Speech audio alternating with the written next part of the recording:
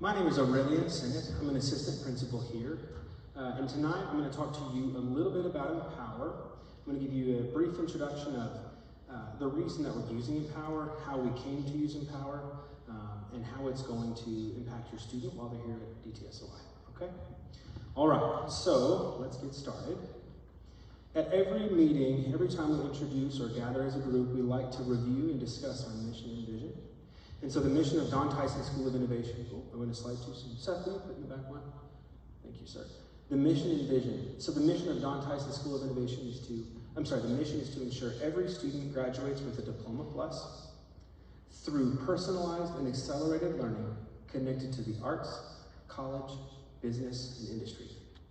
The vision of our school is that Don Tyson School of Innovation will be a high reliability school and the leading school of choice in Arkansas because of our commitment to innovation. So with those two things in mind, I'd like to talk a little bit about traditional grading.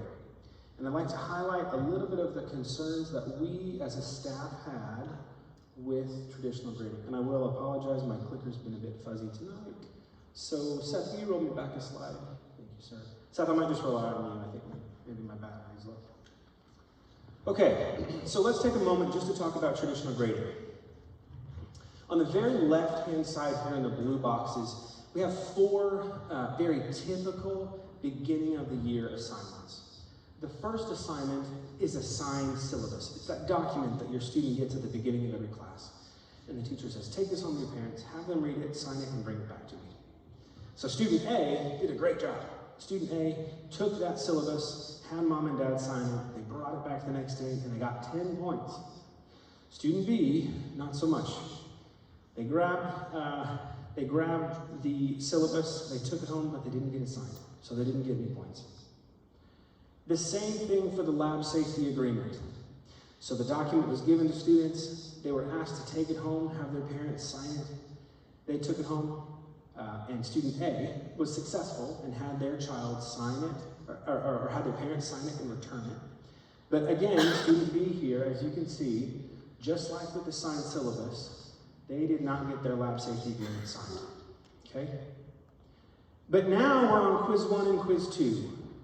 Now, quiz 1 and quiz 2, these two assignments, these two things are asking content about the course, right? These two assignments represent actual learning that's happening in this class. Let's say it's a science classroom. Maybe they've learned about DNA. Maybe they've learned about cells or ecosystems. That is what these quizzes are asking. And on quiz 1, you can see that student A got a 5 out of 10, missed quite a few questions. On quiz 1, student B got a 10 out of 10. Clearly, student B has mastered these skills so far, right? On quiz 2, student A, again, a 5 out of 10, missed several questions. Student B on quiz 2 got a 10 out of 10, again, did quite well. Well, in traditional grading, if we total up all their points, you can see student A here has a 30 out of 40, which gives a 75% or a C. In traditional grading, if we add up all of student B's points, we get a 20 out of 40. The math there is 50% F. But now I'm going to ask the challenging question. As we look at student A and student B, which of these students has more content knowledge? Which of these students has learned more in their classroom? Which of these students knows more about the science that was taught? I would argue that it's B, right? I would argue that it's student B. Now, I want you to imagine that we were still a traditional graded school, okay? And you got a progress report that just had letter grades. This parent, the parent of student A, might say, hey kiddo, you got a C. Good job, I'm proud of you. It's not hard to imagine the parent of this child might say, what are you doing in science? Are you sleeping? Are you paying attention? What is going on? These letter grades did not highlight the learning that was represented in the classroom, the learning that had occurred in the classroom. These letter grades did not tell parents the things that their children knew and the things that their children still needed to work on. This was a problem for us. This was something that we set out to fix. And the way that we chose to fix it was to start a journey towards competency-based education. Seth, if you will. So what is competency-based education, and why did we choose it for our students and for our school? Well, in a nutshell, competency-based education, it focuses the learning and it focuses the school on a student-centered focus, and it empowers students to progress through their learning based on when they are able to show mastery of the skills and content. It's personalized for your child.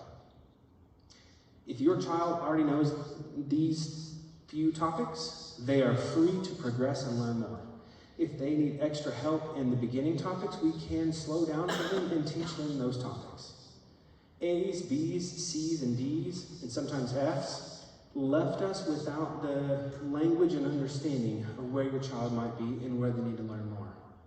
But through competency-based education, it allows us to have better conversations with you about how your child is doing, as well as better conversations with your child in the classroom about where they need to continue to improve. Okay? In a nutshell, it gives these 4 points. Competency-based education allows for transparency, it allows for progress monitoring, personalization of the learning, and a focus on the learning itself. We want our students not to say, hey, Mr. Sinnott, I've got a C, grades are due in 2 weeks, how do I get an A? I don't want your kid asking me that. What I want is your students coming to me and saying, Mr. Sinnott, I'm really good at 1 variable equations, but 2 variable equations, I need some more help. Can you help me with that? Yes, I can help you with that, right?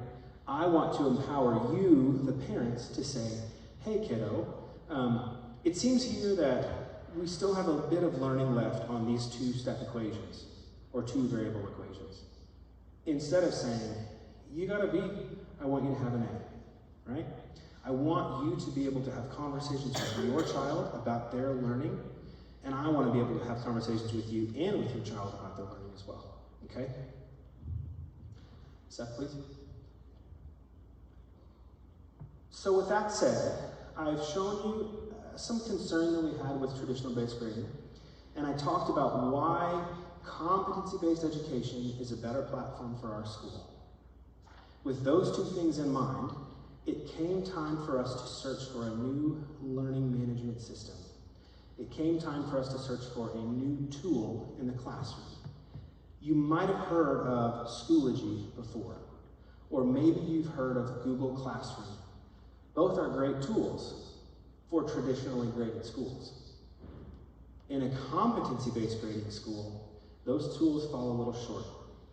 So the task was on us to find a new learning management system.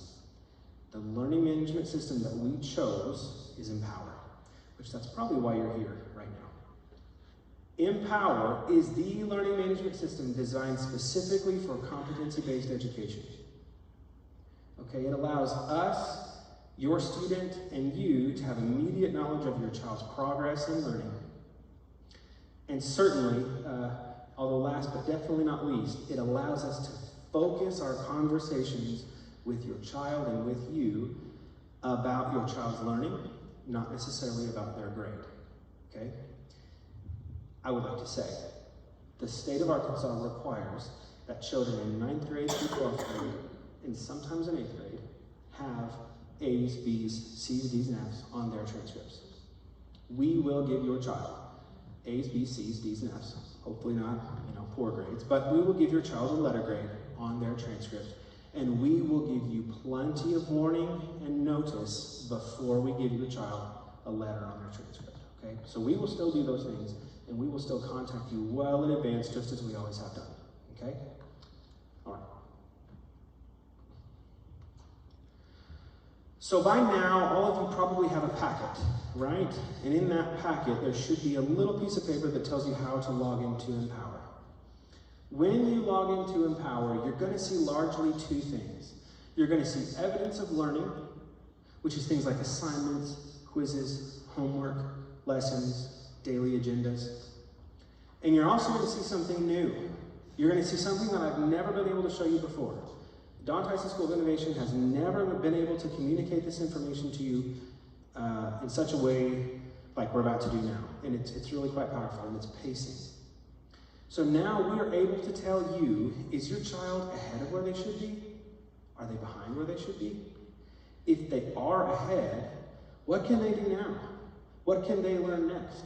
It doesn't matter where your child is. Every student at Don Tyson School of Innovation should come to school learning every day, no matter where they are, right?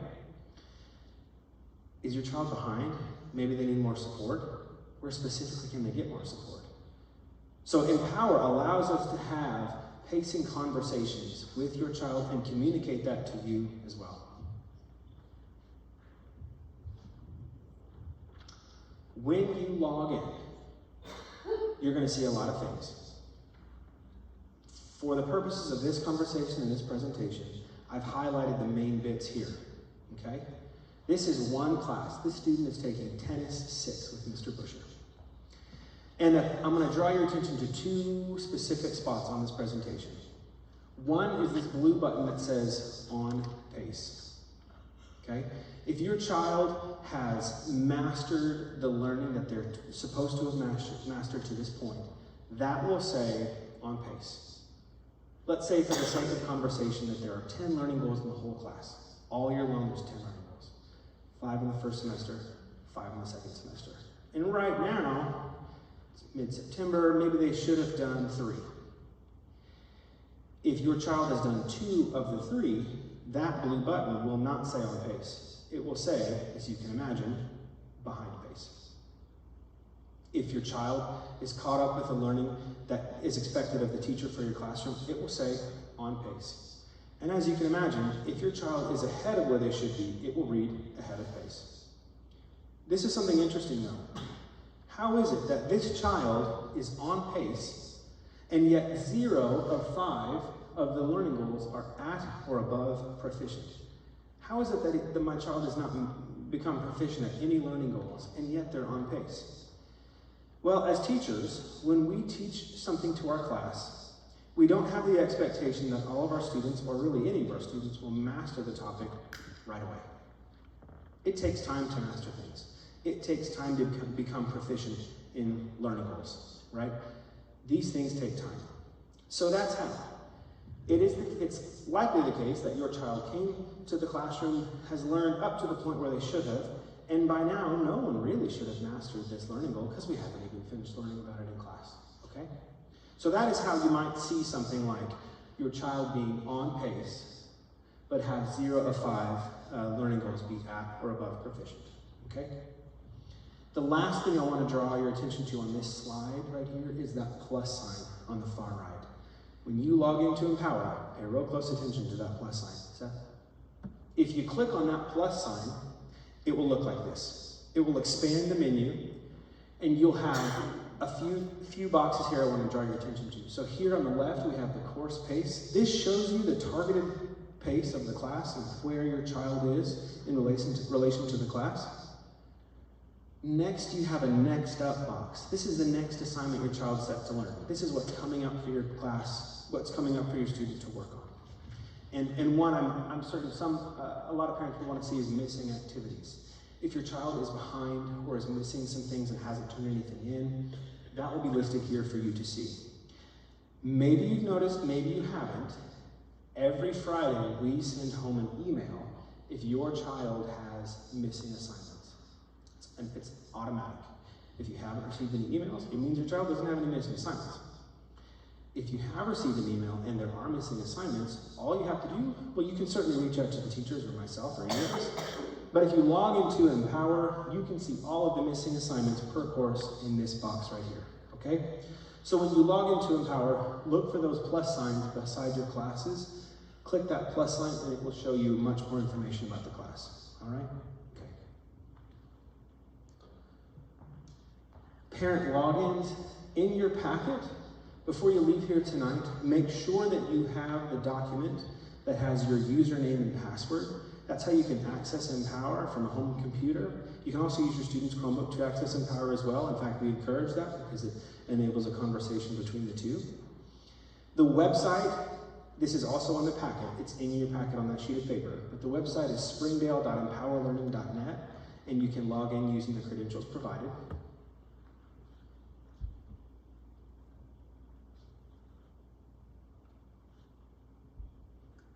Once again, I want to draw your attention to a pretty cool feature in Empower. Once you use those credentials to log in, the top of your screen will look like this box here at the bottom. And on the very far right, you will see a button that says Print Progress Report. It used to be the case that you would only get a progress report on nights like tonight, right? Student-led conferences night, parent-teacher conferences we used to call them. You would only get a progress report about your child on nights like tonight. And maybe sometimes in the summer, if you beat your kid home in the mailbox, you could find one waiting for you in the mailbox, right? I know that when I was in high school, boy, it was a rush to beat mom and dad home to check for that report card, right? So those days are gone. With Empower, you can log in every day, every week, every month, as often as you like, and print a progress report. And it will give you live, real-time information about how your child is doing. The progress report that you have in your packet tonight, if you and your child have a discussion about their learning and maybe some growth expectations that you have for them, you can log back in a week, print progress report, and you'll find that that progress report will have changed as your student has grown in their learning. You don't have to wait on us for progress reports anymore. They are available to you 24/7. That's a pretty cool thing.